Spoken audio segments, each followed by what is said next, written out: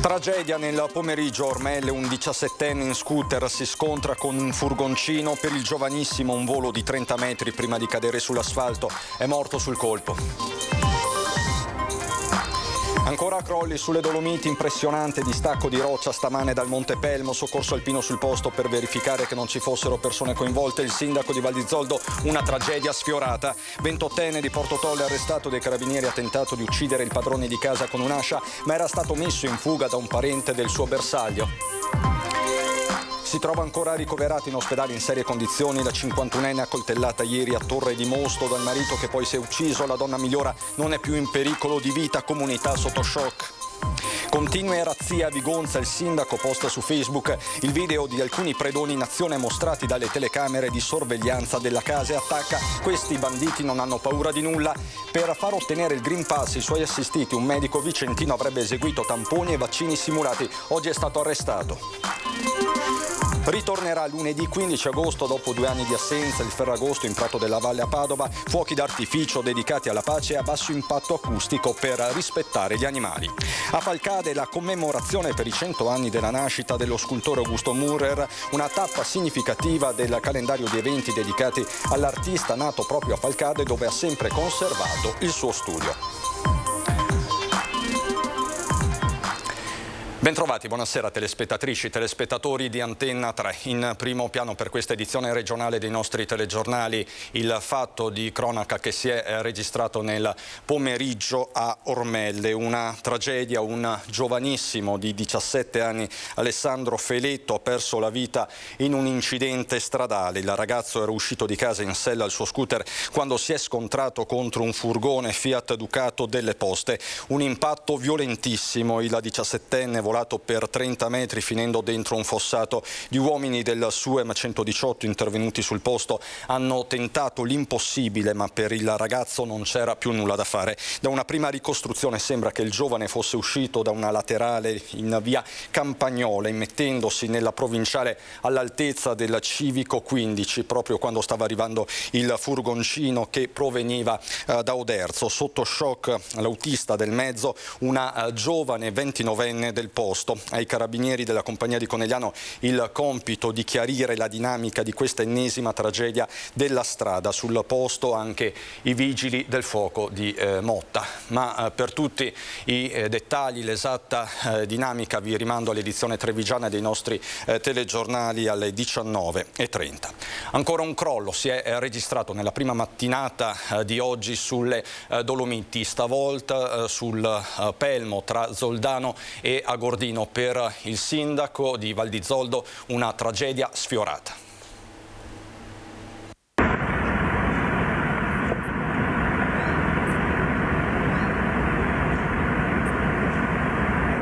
Noi anche qui da Zoldo abbiamo sentito un rumore classico, tipico di un cedimento di roccia. Naturalmente poi dal versante quello zoldano non si vede perché la frana il cedimento rispetto al Pelmo è esattamente dietro. Lo si vede molto bene da Selva Colle e mentre si scende da Passo Staulanza sulla destra il versante coinvolto, ma la nube è veramente enorme. Un forte boato e poi la nube è un copione che si ripete sulle Dolomiti bellunesi, alle prese con l'estate dei record e più in generale con il cambiamento climatico. Una tragedia sfiorata anche per il sindaco di Val di Zoldo nei giorni che precedono il Ferragosto con i rifugi al completo. Non è un caso che in tanti abbiano immortalato la scena diventata presto virale.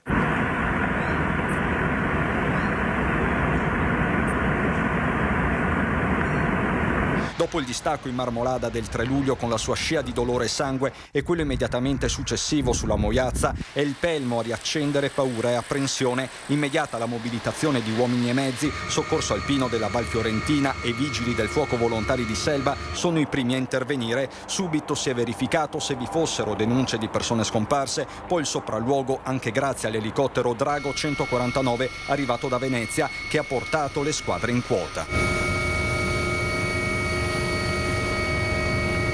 La verifica fatta dall'Alto ha dato esito negativo, nessuna traccia di escursionisti in zona, mentre anche dal rifugio Città di Fiume, proprio di fronte all'area interessata, e dal rifugio Passo Stauranza è arrivata la conferma che tutti gli ospiti intenzionati a fare delle escursioni dovevano ancora avvicinarsi alla zona al momento del crollo. A metà mattina il sospiro di sollievo è collettivo e le squadre possono rientrare, anche perché il distacco è avvenuto dallo stesso punto in cui il 31 agosto del 2011 si originò il grande crollo che costò la vita ad Alberto Bonafede e Aldo Giustina, i due soccorritori impegnati in un intervento sulla via Simon Rossi. Il cedimento di un fronte di montagna, di un distaccamento di roccia è pressoché difficilmente prevedibile. Dovremmo a questo punto chiudere tutti i sentieri che in qualche modo si avvicinano a fronti a pareti rocciose. È una situazione assolutamente impossibile da prevedere, ritengo io.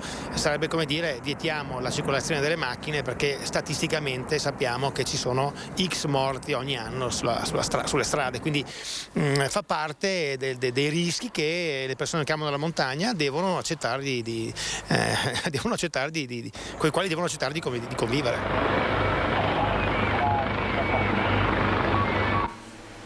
Dalle Dolomiti Bellunesi al Polesine, dove è stato arrestato un giovane di 28 anni dai carabinieri a Porto Tolle per aver tentato di uccidere il proprio padrone di casa con un'ascia. I militari si erano attivati dopo che al 112 era giunta la segnalazione che una persona armata di un'ascia si era avventata contro un uomo. L'aggressore è entrato nel giardino della vittima avventandosi contro, ma la sua azione è fallita per l'intervento di un parente del malcapitato. Sebbene in fuga, il 28enne, di cui non si conosce ancora l'identità, è stato rintracciato e arrestato dai carabinieri mentre stava ancora vagando per il comune polesano. Indagini sono in corso per chiarire i motivi dell'aggressione.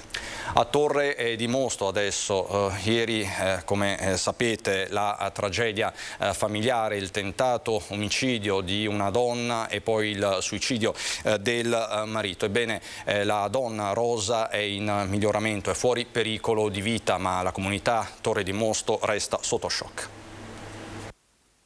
Sindaco Mazzarotto, come sta oggi Rosa Siletti?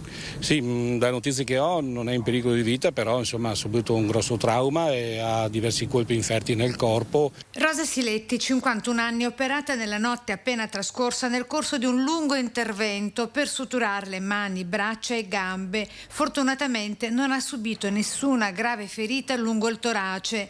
È stata la sua salvezza, dicono oggi i medici dell'ospedale di San Donà, dove si trova tuttora ricoverata in prognosi riservata, sebbene non in pericolo di vita, al reparto di ortopedia. A ridurla in questo stato l'ex marito, nonché ex guardia giurata Michele Beato, 57 anni, che dopo averla ferita con un coltello ieri a Torre di Mosto si è tolto la vita nel garage di casa con una balestra acquistata in rete e colpendosi alla gola. A giugno scorso la tragedia era stata evitata per un soffio. È stata in quella circostanza che Rosa Siletti ha sporto denuncia contro l'ex marito e da qui la sospensione dal lavoro con la sospensione dello stipendio di lui e il ritiro della pistola d'ordinanza con autorizzazione prefettizia. Ma di questo episodio il sindaco non era a conoscenza, ci dice oggi. Di questi particolari come servizi sociali del nostro comune non avevamo a conoscenza di queste problematiche all'interno della famiglia. Di conseguenza per noi il fatto increscioso di ieri è stato un colpo, un fulmine a ciel sereno, ecco, perché se i nostri servizi sociali fossero stati informati magari qualcosa si poteva tentare, un dialogo, un incontro, insomma, per capire quali erano le problematiche all'interno della famiglia. Nei prossimi giorni, con il miglioramento delle condizioni di salute di Rosa Siletti e restrizioni Covid permettendo, prioritario per il primo cittadino andare a trovarla in ospedale. La mia intenzione era trovare e portare un po' il sostegno dei cittadini di Torre di Mosto, perché la Rosa la conoscevano in diversi, è una brava signora, insomma, che dava anche un po' di sostegno alle famiglie che avevano bisogno, insomma, con delle faccende domestiche. Oggi l'intero paese è sotto shock, dal barbiere dove Rosa prestava servizio come lavorante per le pulizie di casa fino al barista della pasticceria dove la coppia si fermava anche singolarmente a bere un caffè. Nessuno vuole commentare quanto accaduto nelle scorse ore, preferendo un assordante silenzio. Rosa mi chiamava per nome e mi chiedeva di non abbandonarla, era in una pozza di sangue, temevo l'ex marito potesse tornare armato di pistola. Queste le parole raccolte ancora ieri sera dalla nostra Daniela Sizzia a Torre di Mosto, pronunciate dal super testimone oculare Diego Crovato, il primo soccorritore di Rosa.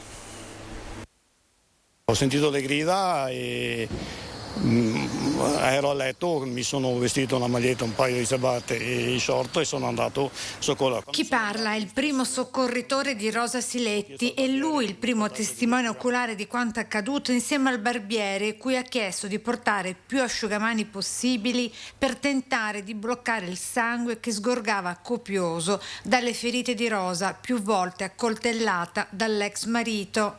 Abbiamo tamponato le ferite. Cosa le ha detto? Cosa ha detto? Cosa diceva la signora in quel momento? La signora era scioccata, mi chiamava per nome, mi diceva di non lasciarla. Sappiamo che lui è una guardia giurata, però non poteva più utilizzare l'arma. Dicevano che tutti lo vedevano prima con l'arma nella fondina, poi non più. Io questo particolare non l'ho notato, infatti avevo paura che potesse tornare indietro con la pistola. Perché sapevo che era una guardia giurata, anch'io lo vedevo con la pistola, abitiamo quasi di fronte, però ultimamente io non mi sono accorto che se l'avesse o non l'avesse.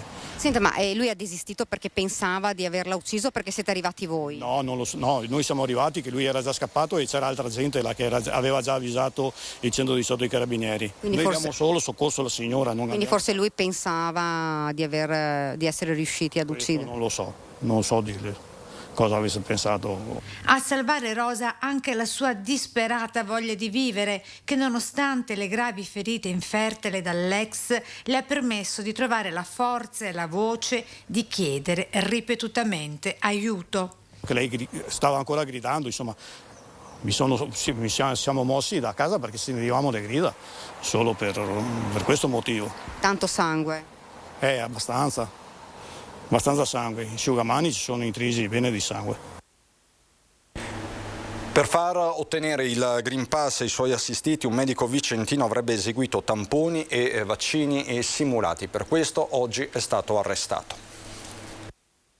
Un medico vicentino che esercitava negli ambulatori di Trissino e Castelgomberto è stato posto agli arresti domiciliari dai carabinieri di Valdagno. Dovrà rispondere dell'accusa di aver falsamente eseguito tamponi e vaccini per far ottenere il Green Pass ai propri pazienti. A disporre la misura cautelare il GIP del Tribunale di Vicenza, a conclusione delle indagini che hanno visto coinvolto anche il nucleo antisofisticazione e sanità di Padova. L'inchiesta era partita su segnalazione della dirigenza dell'Usotto Berica, che aveva constatato un anomalo aumento di tamponi registrati sul portale dell'azienda sanitaria rispetto al numero di tamponi effettivamente consegnati e del numero di pazienti assistiti dal medico. Nel giro di un anno erano passati da 891 a 1461. Ascoltando le intercettazioni ambientali e telefoniche, gli inquirenti avrebbero accertato che il medico praticava la simulazione di vaccini e tamponi, in alcuni casi anche incassando corrispettivi in denaro. Al giudice il medico dovrà rispondere per i reati continuati di falsità ideologica, peculato, corruzione e atti contrari ai doveri di ufficio. Con lui anche altre 7 persone sono state sottoposte ad indagini. Nel Padovano, ora a Vigonza, nel dettaglio il comune è sotto scacco dei ladri e il sindaco decide di pubblicare un video dei predoni in azione. Dopo l'ondata di furti che ha colpito il suo paese, lo aveva promesso e l'ha fatto il sindaco di Vigonza, Gianmaria Boscaro. Ha pubblicato il video delle telecamere di sorveglianza che ritraggono dei ladri in azione. Il video si riferisce alla notte tra lunedì e martedì, verso mezzanotte. Sono 3 predoni, dice il sindaco, che avevano svaligiato anche case a Pianiga e Rivale. In entrambi i casi l'illuminazione pubblica era accesa, sottolinea. Qualche giorno fa, infatti, la polemica per lo spegnimento anticipato delle luci comunali, a cui il sindaco rispondeva così ai nostri microfoni. Le luci non sono un deterrente e di fatto non influenzano l'attività criminale, perché dove le luci sono accese i ladri stanno continuando ad intervenire. Ricordo che le luci sono accese fino a tarda notte e comunque abbiamo mantenuto una fascia ampia anche rispetto ad altri comuni che le spengono molto prima Però i ladri non hanno nessun timore, intervengono alle 10 di sera, alle 9:30, quando addirittura è anche quasi chiaro ancora, perché sappiamo che nel periodo estivo la luce naturale arriva fino a tarda ora, e dove invece le luci gli disturbano, come facevano negli anni scorsi, vanno a rompere i lampioni e quindi si creano in quelle situazioni che gli servono delle zone d'ombra. Ladri sfrontati e senza paura che stanno colpendo la zona di Vigonza, nonostante le forze di polizia locale siano state schierate a pattugliare le strade comunali anche la notte. Queste bande organizzate non hanno timore veramente di nulla, conclude Boscaro nel suo post. Un bimbo giocando con le chiavi si chiude dentro l'auto sotto al sole. La mamma chiama i carabinieri che riescono ad aprire il mezzo. Succede a Valdagno. Valdagno, un bimbo di 5 anni è rimasto imprigionato in un'auto parcheggiata sotto il sole nella prima periferia della città. Poteva avere anche un finale drammatico, la disavventura accaduta ieri mattina ad una madre di 33 anni e al suo figlioletto. Grazie all'intervento praticamente immediato di una pattuglia di carabinieri del radiomobile, allertati dalla donna invece, il bimbo è stato salvato dai militari che hanno poi ricostruito la dinamica dei fatti. La madre, dopo aver parcheggiato la vettura e spento il motore, aveva estratto le chiavi, dandole al figlio seduto sul sedile posteriore per distrarlo. Accidentalmente il bimbo ha premuto il pulsante della chiusura centralizzata, proprio nel momento in cui la donna era uscita dall'auto, rimanendo così imprigionato nella vettura. Vi do un flash, poi ci ritorneremo nel corso dell'edizione di Treviso e Belluno. 2 giovani bellunesi, entrambi 19enni, sono stati arrestati dalla polizia su ordine della magistratura perché ritenuti responsabili di centinaia di cessioni di dosi di hashish a studenti per lo più minorenni dell'Istituto Professionale Alberghiero Dolomier di Longarone. Ma appunto maggiori dettagli nel corso della pagina di Belluno. E a proposito di baby gang, si infiamma anche il dibattito politico in un'estate contrassegnata da tanti episodi di violenza. Oggi la proposta shock di Matteo Salvini. Baby gang sembra una follia. Soluzione, al di là delle denunce e delle riflessioni sui genitori che non ci sono, via il motorino subito, 14, 15, 16, 17 anni, hai finito ad andare in giro in motorino. B, patente di guida non più a 18 anni, ragazza mia o ragazzo mio, 19, 20. Daspo, ti si sospende il diritto di andare in giro fino a che tu non tornerai un ragazzo o una ragazza normale e per bene. Cosa ne pensate? Sceglie TikTok, il social dei giovanissimi, Matteo Salvini, per lanciare la sua proposta shock, così da limitare il fenomeno delle baby gang, problema che infiamma tutto il Veneto, da Jesolo alla Marca trevigiana. E proprio da Treviso arriva una prima doccia fredda da parte dell'alleato Fratelli d'Italia, in particolare Fabio Crea, che da avvocato non ne fa solo una questione politica, ma anche legale. Non rido ma sorrido. Ritengo che sia assolutamente inaccoglibile una proposta che voglia essere come forma punitiva o di deterrenza il fatto di levare il motorino piuttosto che che non dare la patente a 18 anni, perché non sono questi due elementi lo strumento che determina i ragazzi, i più giovani, alla commissione di reati o di comportamenti anticivici e antisociali. Analisi condivisa anche dal PD trevigiano, con Roberto Grigoletto che si rivolge direttamente a Salvini perché faccia un passaggio con il sindaco Mario Conte. Credo però di poter dire che a Salvini, ma non soltanto a lui, ma a lui in particolare, manchi un po' di esperienza amministrativa, che prova a chiamare il sindaco Mario Conte, ad esempio, che deve affrontare situazioni molto difficili sulla sicurezza nel centro città. Fabio ne sa qualcosa, come ripeto, forse certe sparate proprio le eviterebbe, perché mette davvero in imbarazzo, oltre a non risolvere assolutamente il problema. Certo, la campagna elettorale non aiuta a rasserenare gli animi. Facciamo il punto di giornata, il punto politico.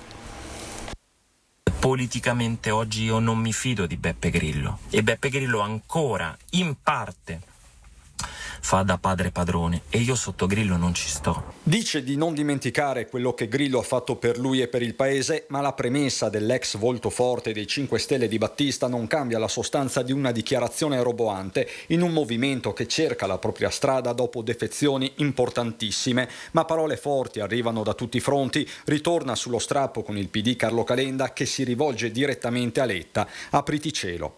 Enrico, non raccontare balle, sapevi esattamente quello che sarebbe accaduto, l'hai saputo da sempre, te l'ho spiegato, ti ho incontrato giovedì e te l'ho detto e te l'ho ripetuto costantemente. Ne approfitta Matteo Renzi: i contatti con Calenda sono ormai quotidiani per quello che dovrebbe diventare il terzo polo, più pacifici almeno al momento i toni all'interno del centrodestra, con Forza Italia che aggiunge al simbolo la denominazione Partito Popolare Europeo, più che una dicitura un messaggio alle cancellerie europee in vista di un possibile governo Meloni. Il presidente Berlusconi ha deciso fortemente di inserire queste 3 parole nel simbolo, che hanno un significato politico importante, perché, ripeto, si tratta della nostra scelta europeista. Berlusconi, che è tornato a parlare di rischio patrimoniale nel caso di ritorno della sinistra, ma su questo risponde il portavoce trevigiano di Sinistra Italiana Francesco Cancian: si tratta di tassare i patrimoni sopra il €1.000.000 per finanziare le politiche a favore dei giovani. Parliamo non di ricchi ma di super ricchi, che attraverso l'1% nella tassazione di chi ha un patrimonio superiore a €1.000.000 pensiamo di rifinanziare i giovani. Certo. Tiene la palla al centro Raffaele Baratto, esponente di Coraggio Italia, la formazione di Brugnaro prossima all'alleanza con l'UDC. Nessuna patrimoniale, dice Baratto, piuttosto occorre puntare su una riforma fiscale organica. Anche sulla questione della tassazione. E io credo che questo sia un paese da riformare per la questione fiscale. Si è provato anche nell'ultima delega che si è fatto sul delega fiscale, ma non ci siamo riusciti, qualcosa si è portato a casa, ma davvero c'è da intervenire. Tattica e programmi quando mancano 5 giorni alla presentazione dei simboli delle liste, con un quadro mai così fluido.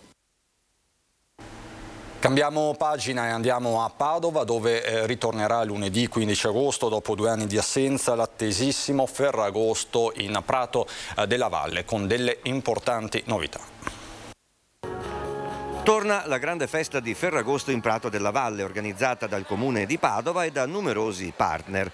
Ci sarà, come 2 anni fa, un grande palco musicale nel Lobo di Santa Giustina, dove si alterneranno DJ, speaker radiofonici e cantanti internazionali come Kaima, Leoni, gli italiani Fasma, Longo, Fit, Martina Corona, gli emergenti Greta, Tommaso Cesana e Miss Mooney. Alle 23:30 Prato della Valle si illuminerà di luci e colori con un tema davvero speciale. Che quest'anno sarà dedicato al tema della pace, quindi fuochi d'artificio, ma al tempo stesso musica e voce narrante, con un grande messaggio di pace che Padova lancia in questo momento e in questi mesi in cui abbiamo purtroppo assistito alle tristi vicende dell'aggressione russa in Ucraina. Non solo questo, perché assisteremo all'evoluzione dei fuochi d'artificio, accompagnati dalla musica, dalla voce narrante, e particolarmente silenziosi, perché abbiamo concordato con le associazioni, la LAV in particolare, che rappresentano le esigenze degli animali domestici, delle modalità per avere uno spettacolo assolutamente scenografico, assolutamente coinvolgente, ma al tempo stesso rispettoso dell'ambiente e degli animali. Esplosioni di pace e a basso impatto acustico, quindi. Appuntamento in Prato dalle 21, a ingresso ovviamente gratuito, e alle 23:30 i fuochi. Uno speciale DJ set con Diego Broggio chiuderà la serata. Arte, cultura, territorio anche a Falcade, nel cuore della Gordino, per la commemorazione per i 100 anni della nascita dello scultore, del grandissimo Augusto Mürer. Siamo molto fieri di ricordare questa sera un cittadino così illustre. Prosegue il calendario di iniziative volte a celebrare il centenario della nascita dello scultore falcadino Augusto Mürer, artista poliedrico di fama internazionale e uno dei simboli dello spirito delle istanze di rinnovamento del secondo dopoguerra nel Veneto e in Italia. L'appuntamento forse più sentito, carico di emozioni e significato, si è tenuto venerdì nella sua Falcade, a cui l'artista è stato molto legato e dove ha sempre voluto mantenere il suo atelier. È bello ricordare anche questa cosa degli studi, perché la peculiarità di Müller è che non ha mai voluto lasciare il suo territorio. Poteva andare in giro per il mondo, poteva andare nelle grandi città, ma qui traeva la sua linfa vitale, la sua ispirazione profonda più vera. Un'occasione per celebrare la vita e le opere dello scultore tra la sua gente e le sue montagne, che promettono di preservarne il ricordo come simbolo di un'eccellenza artistica e umana a livello internazionale. Müller è un nostro concittadino famosissimo, ha lasciato tracce importanti, indelebili della valle e anche fuori della valle, perché è un artista riconosciuto a livello internazionale. E infatti saranno ancora molti gli appuntamenti coordinati dall'amico e scultore Elio Armano, che permetteranno di riscoprire le 1000 sfaccettature di Müller attraverso mostre e convegni, non solo in Italia ma nel mondo. Ci sono tanti eventi come la mostra magica del Palazzo Fulcis a Belluno, altre mostre che devono tenersi in autunno e convegni estremamente qualificati all'Ateneo Veneto, all'Accademia Olimpica, all'Accademia Patavina di Scienze, Lettere ed Arte, e dopo altre cose anche in giro per il mondo, penso al Brasile. Vi do un aggiornamento dell'ultima ora. Tragico pomeriggio sul lago. I vigili del fuoco sono allertati per un giovane scomparso nel lago di Lavarone. Siamo in Trentino, appena sopra la provincia di Vicenza e la Val d'Astico. L'allarme per il mancato rientro di un bagnante scattato poco prima delle 16. Si tratta per l'appunto di questo ragazzo di 17 anni. È tutto dal Veneto, c'è il meteo. Buona serata.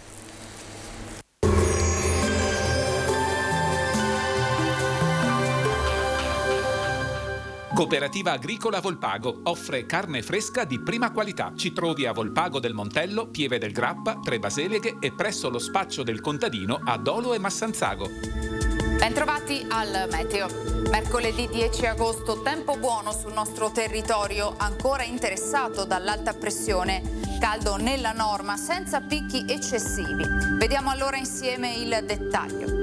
Sul Veneto prevale una situazione asciutta e stabile. Non mancherà il sole, sarà sereno o al massimo poco nuvoloso, con qualche addensamento e con il cielo che localmente potrà anche coprirsi, ma non sono attese piogge degne di nota.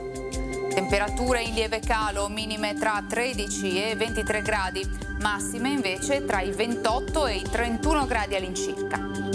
Spostiamoci ora sul Friuli Venezia Giulia, dove sarà soleggiato, il cielo sarà sereno su pianura e costa, poco nuvoloso sui monti. Soffierà bora moderata sulla costa e sulle zone orientali della regione. Temperature minime tra 18 e 22 gradi, massime invece oscillanti tra i 28 e i 30 gradi. Infine diamo uno sguardo al Trentino Alto Adige, anche qui ampio soleggiamento come ci mostra la grafica, con poche nubi a carattere sparso e non sono previste precipitazioni. Temperature minime intorno ai 17-18 gradi, massime sui 30-31 all'incirca. Dal meteo per ora è tutto, vi auguro un buon proseguimento con Antenna 3.